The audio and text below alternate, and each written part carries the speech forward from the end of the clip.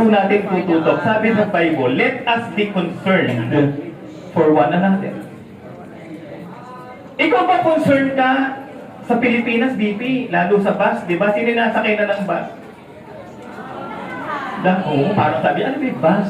Diba, sa Pilipinas, pagdating sa Ortigas ka, papunta ako ng Malanday. Punong-puno na dyan, BP. Huwag ka na lang sumakay, huwag ka na gumalaw kung saan kang lalakad eh. Tama hindi? Huwag ka lang mag-effort lumakad kasi kung saan kang lalakad, automatic ka. Tapos doon ka pa sa net, eto yung driver, yung kundang, eto yung salamin, eto na yung lakad, Malanday. Yan kami. Naranasan niyo yun? Tapos makikita mo, mayroong mga matatanda, hirap na hirap na.